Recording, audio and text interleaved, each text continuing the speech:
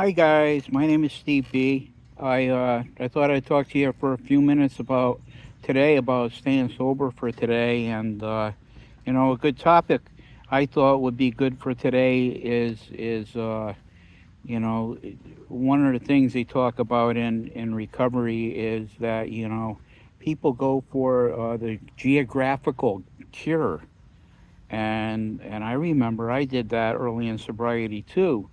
But there's a little saying, wherever you go, there you are. And I was early in recovery. I wasn't very mature. I had a lot to learn. I had a lot of things that I had to try. Get. I had a lot of things I had to learn, and I didn't learn very much. Early recovery, yeah. I like I said, I ran away. I ran away. I met my wife to be in the rooms. Her name was Denise, and we hooked up, and we were together. See, we hooked up, at some point after a few years. That was a few years sober for me. She was a couple years sober, and we were basically together, from that point on, all the time. And I'll tell you a little bit about it. I was it was a difficult time for me. She was a very beautiful girl, and I have to tell you that where I mostly went to meetings, was at a club, and everybody in the club wanted to go out with her, and I ended up with her.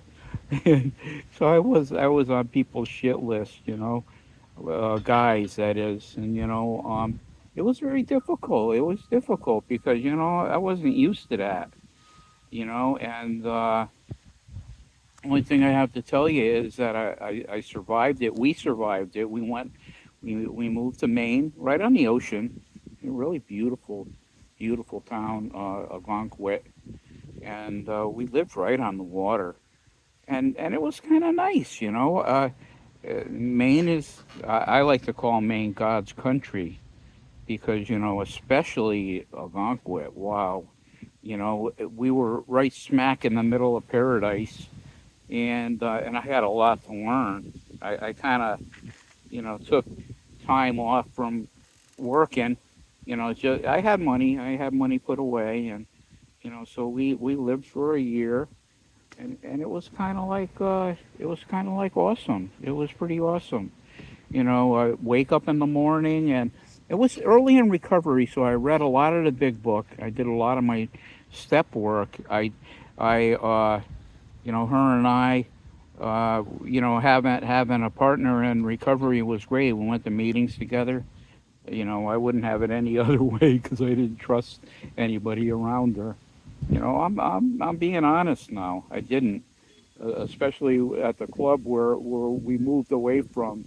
It was almost like, if I turned my back for long enough, somebody'd take her away from me, and that never happened. But the meetings. One thing I did that was, and I give myself a lot of credit. Like you say, wherever you go, there you are. And so I had to bring my brain and mind and body with me wherever I went, and I had a lot to learn. Like I said, or the one thing I did that was good and right, I hooked up with meetings right away. And honestly, I hooked up with meetings right away, and we went to meetings. Granted, we always went to meetings together. We never had separate meeting. That came later on, but that was another story. You know, um, so that year that we moved away from, the area that I lived in, was, I think it was beneficial. I think it was fantastic. All I did was go to a ton of meetings. I went to tons of meetings. I found all the meetings in the area. Not only that, but also, around us too. There was a really big one in New Hampshire, Portsmouth, New Hampshire, which was at a Salvation Army, I believe, and a lot of people at that meeting. But it was good. It was good. You know, I had a and I did the right thing. I did the right thing. I hooked up with meetings and I went all the time. I went to meetings all the time. I'm here to tell you that if you ever want to do something like that, hook up with meetings. Don't like just go away and don't go to meetings. I never did that. And I think that that's part of the reason why I'm sober for so long today. It's only one day at a time, but if you do it enough days, man, you get 34 years, and that's me. And meeting makers make it. I'm here to tell you that meeting makers make it, and I'm a meeting maker. You know, and that's why I've been making it. You want what I have? Do what I do. Go to a lot of meetings. Soak up the program. Soak it up. Soak it up. Read the literature. Go to meetings. Talk to people. My a biggest part of my thing was, and I didn't have that in the beginning of my recovery. That came much later, but it was very profound when it did. But I got myself a higher power, and I got myself a higher power today. And he is the most, the biggest part of my program, the biggest part. Higher power, God. God is my higher power, and I'm here to tell you that um, without that, you're just cheating yourself. I thought, in the beginning, I thought, well, I don't want a higher power, but Tradition 3 says the only requirement for membership is a desire to stop drinking, and I had that then, and I got it now, and I hope I have that till the day I die, because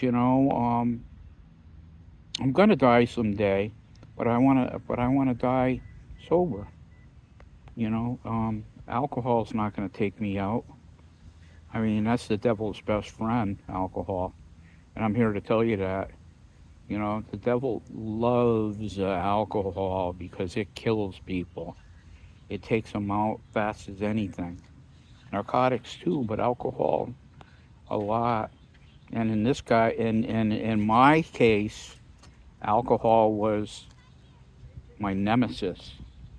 And honestly, I wouldn't, you know, I never want to drink again. And I'd like to die sober someday, you know. And I don't know how long I have. I just had a birthday back in May, but I'm I'm healthy as could be. I had a little aches and pains here and there, but you know what? I can take care of them if I do the right thing. And I do still have on my bucket list. I want to go to Morocco. I want to go really bad, and I may go by myself. I don't know. I've been talking to people, and have you ever gone on vacation by yourself? And the people were telling me, yeah. So it happens. It happens. Even the last cruise I went on, the Mediterranean, I think it was the Mediterranean. There was a lady that was on the cruise by herself, and I think I'd have a great time by myself. I don't drink. I'm a loner anyway, so basically, if I do those things, there's a few things I want to do when I go there. I want to see the Sahara Desert. It's kind of stupid. It's a desert, but that's on my bucket list. Morocco's on my bucket list. Casablanca, Humphrey Bogart. um, you know, uh, yeah.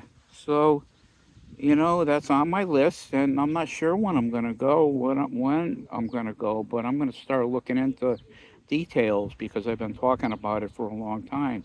It's time to put my talk to action, and be a doer instead of a speaker. I want to be a doer of the word. And so, guys, How's everyone today? Hope you're all doing well. Hope you're enjoying this. It's a beautiful day. It is June 11th, 2026, down the park here.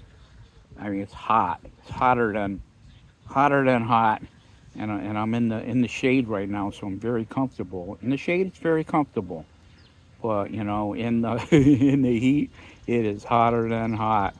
And I'm here to tell you today that whatever it is, hot, cold, blizzard, tornado, rain, sun, whatever you do, enjoy this day. I want to thank you guys for checking in with me today. Love you all. God bless. Leave a chat. I love to chat with you, and that will be my pleasure. My pleasure. Thank you guys. God bless.